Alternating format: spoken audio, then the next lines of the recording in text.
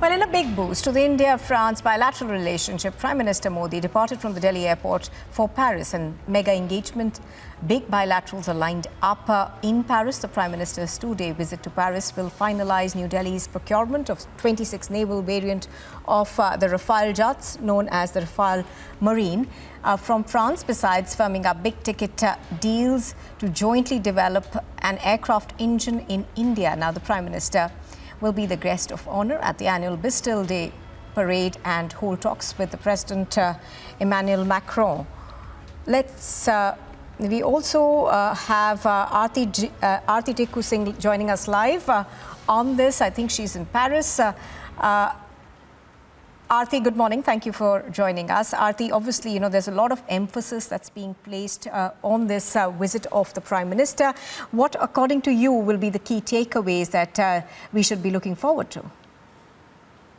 Well, I think this is a very significant trip in the backdrop of the fact that Prime Minister Modi recently got a grand reception at the White House by the Biden administration.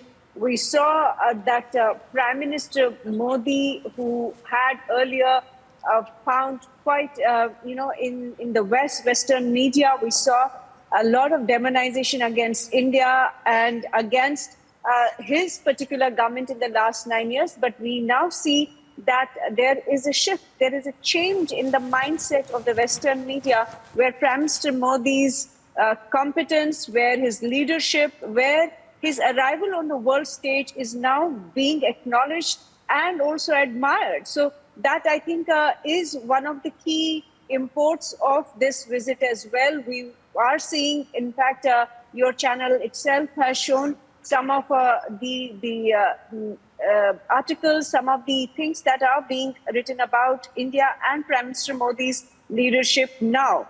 The second thing, I think, as you rightly pointed out, India and France defense deals and strategic ties are going to get strengthened with this visit once again.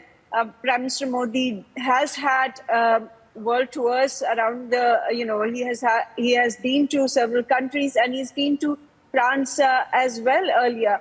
And this meeting of President Emmanuel Macron and Prime Minister Modi certainly is going to bring the two countries further closer.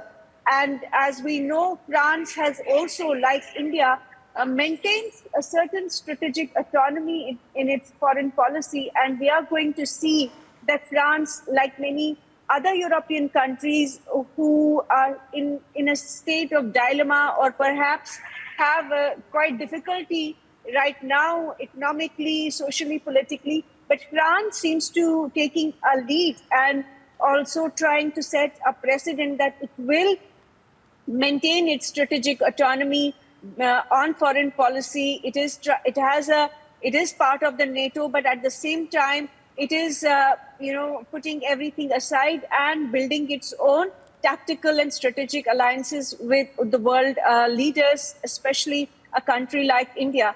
The defense deals which you talked about, I think, are very, very significant. One, the fact that Indian Navy is going to get 26 Rafales meant for the Navy. And we will also see 3 additional Scorpion submarines being bought by India.